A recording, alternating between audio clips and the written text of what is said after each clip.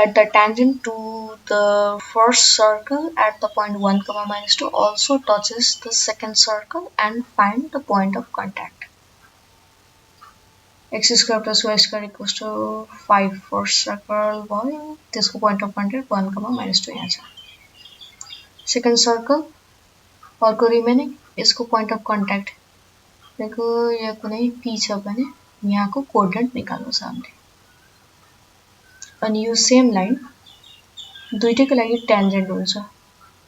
फर्स्टको लागि ट्यान्जेन्ट हो भने सेकेन्डको लागि पनि ट्यान्जेन्ट हो भनेर प्रुभ गर्नु छ. त्यसको लागि हामी के गर्छौं भने पहिला इक्वेसन अफ ट्यान्जेन्ट निकाल्छौं फर्स्ट सर्कलबाट. The equation of tangent to the circle x square plus y square equals to a square at x1 comma y1 is कति हो त हामीले डिराइभ गरेको छ already x1 plus y1 equals to a square. अब हाम्रो सर्कलको लागि चाहिँ for the circle x square plus y square equals to 5, the equation of tangent at point of contact because 1 comma minus 2 is x and x1 भनेको 1 plus y1 भनेको minus 2 a square भनेको 5 or x minus 2y equals to 5. यो भयो हाम्रो ट्यान्जेन्टको equation. अब नेक्स्टमा हामीले के देखाउनु छ भने अर्को जुन सर्कल दिएको छ जेनरल सर्कल, त्यो जेनरल सर्कललाई पनि यो लाइन मैले यसलाई इक्वेसन सेकेन्ड राखिदिए, यो सर्कललाई फर्स्ट राखिदिए. ट्यान्जेन्ट हुन्छ भनेर देखाउनु छ. त्यसको लागि given equation of second circle is circle Ki equation कति थियो x square plus y square minus 8x plus 6y plus 20 equals to 0 or x square plus y square minus 2 times 4 times x plus 2 times 3 times y plus 20 equals to 0. Comparing with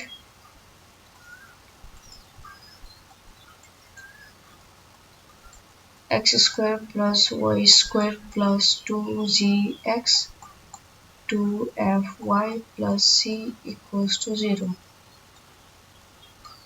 We get g equals to minus 4, f equals to 3, c equals to 20. This is on the center.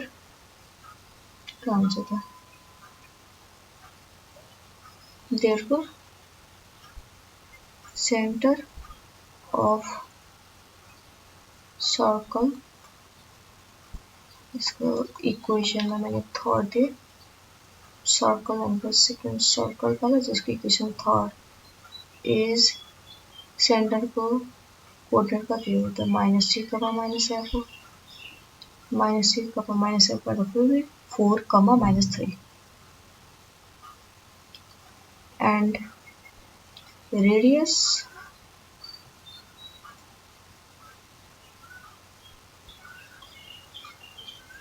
of the circle को suppose मैंने इसका नाम दिया r equals to r equals to root under formula g square plus f square minus c. g f c को value हाल्नु अब g भनेको -4 को squaring 16 भयो, f भनेको 3 को स्क्वायरिङ 9 अनि माइनस c को भ्यालु भनेको 20 छ। 16 plus 9 25 भनेपछि root under 5 आयो। यो भयो हाम्रो रेडियस अफ सेकेन्ड सर्कल। यसैमा रेडियस अफ फर्स्ट सर्कल पनि हेरिहालौँ न त। फर्स्ट सर्कल को इक्वेसन छ x² + y² = 5। भनेपछि यो सर्कलको सेन्टर कहाँ रहेछ 0, 0 रहेछ। यहाँदेखि यहाँसम्म भनेको रेडियस भयो। त्यो रेडियस चाहिँ a² भनेको 5 भएपछि a = √5 रहेछ। यो फर्स्ट सर्कलको केस भयो। अब सेकेन्ड सर्कलमा हामीले के फाइन्ड गर्यो भने यसको सेन्टर निकाल्यो हामीले सेन्टर 4, -3 र यसको रेडियस निकाल्यो √5। सो सेन्टर देखि p सम्मको डिस्टेन्स त अब पनि कति आयो √5 आयो।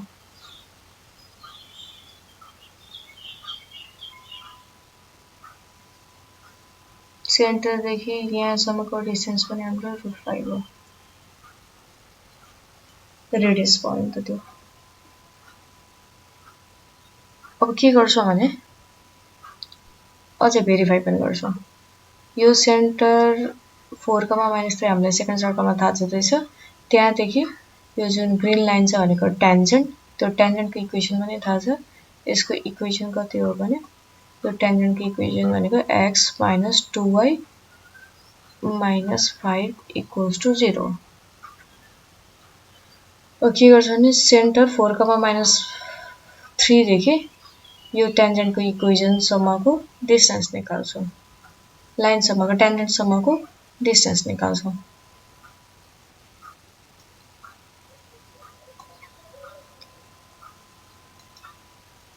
अब the length of perpendicular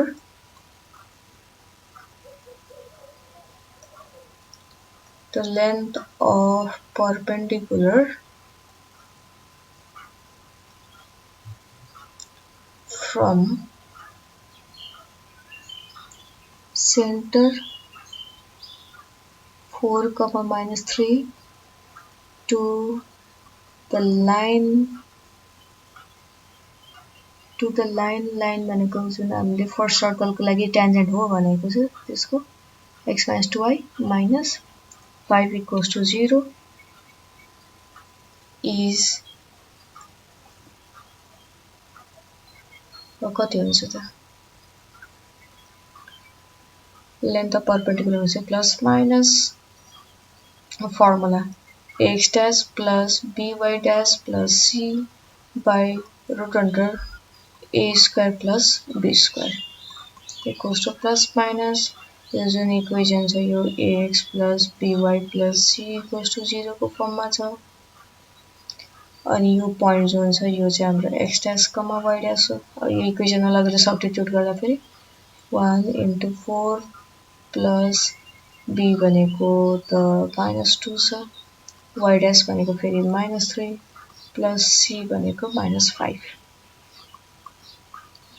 by √a² + b², 1² plus -2 को स्क्वायर = प्लस माइनस 4 6 -5 यहाँ तल आयो √5 = प्लस माइनस 5 रिमेनिङ भयो by √5 प्लस माइनस √5। अब लेन्थ बिङ पोजिटिभ यसलाई √5 युनिट्समा लेख्नु पर्यो पोजिटिभ। यो के आयो त रेडियस अफ द सर्कल आयो। रेडियस अफ सर्कल मैले थर्ड लेखेको थिएँ जुन कस्तो भयो भने यो सेकेन्ड सर्कल जुन थियो यसको सेन्टर थियो 4, -3 सम्म। यता हामीले कतै टेन्जेन्ट ड्रा गरेको थियौं। यो सेन्टर देखि यहाँसम्मको डिस्टेन्स निकाल्दा फेरि अहिले कति आयो √5 आयो।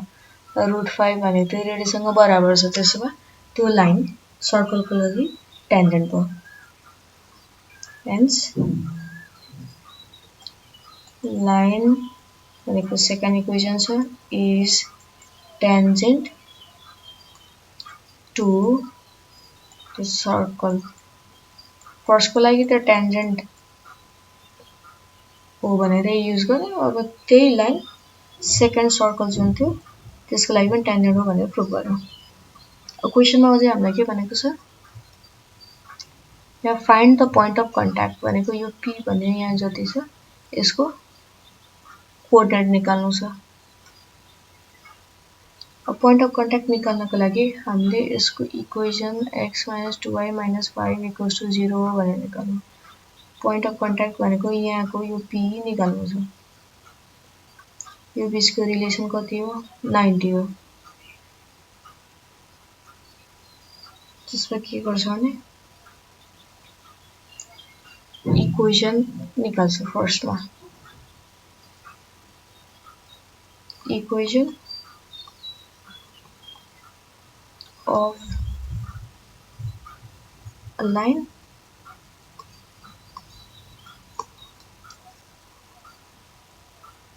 perpendicular to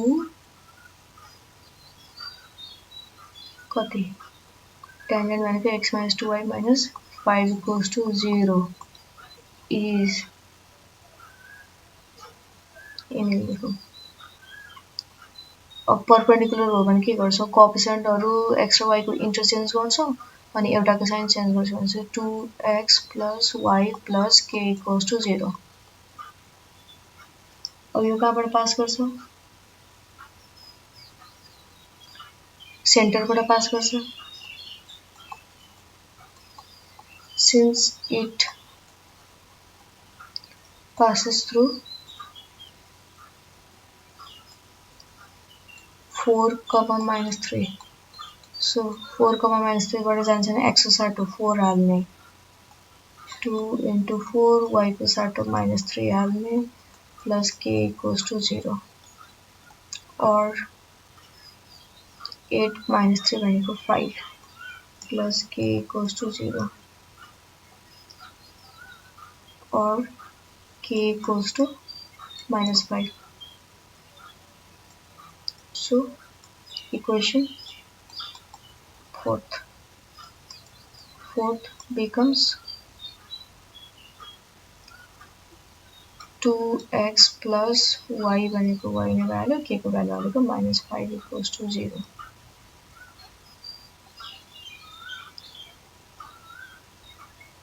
यो जुन परपेन्डिकुलर वाला लाइन छ यसको इक्वेसन हामीले निकाल्यौं कति भने 2x plus y minus 5 equals to 0। अब यो दुईटालाई सल्भ गर्यो भने त यो पोइन्ट p निस्किन्छ। That is solving लाइन को इक्वेसन थियो सेकेन्ड एन्ड यो जुन इक्वेसन छ फोर्थ, we get अब यसलाई सल्भ गर्ने इक्वेसनमा x - 2y - 5 = 0 छ। अर्को इक्वेसन छ 2x plus y minus 5 = 0। Gauss elimination, substitution, Kramers जुनसुकै मेथडले साइमल्टेनियस इक्वेसन सल्भ गर्दा भयो। यो दुईटा सल्भ गर्यो भने कति आउँछ त, सपोज यसलाई मैले 2 ले मल्टिप्लाई गरे अनि एड गरे, 2 ले मल्टिप्लाई गरे अनि एड गर्दा कस्तो हुन्छ x - 2y - 5 = 0 हो। 2 ले मल्टिप्लाई गर्दा 4x plus 2y minus 10 = 0। अब यसलाई एड गर्दा फेरि यो plus minus cancel out, 5x minus 15 = 0। x = कति आउने रहेछ 15/5 भनेको 3। we get x equals to 3 and y equals to अब x को भ्यालु निस्केपछि इक्वेसन फर्स्ट सेकेन्डमा हाले पनि फोर्थमा हाले पनि y को भ्यालु कति हुन्छ त 3 हालेपछि y equals to -1. Therefore, the point of contact is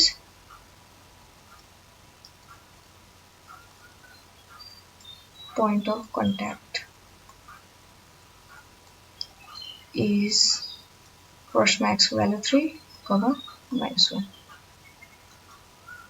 This way using point यहाँ x value कति हुने रहेछ त 3, -1 यो point of contact भयो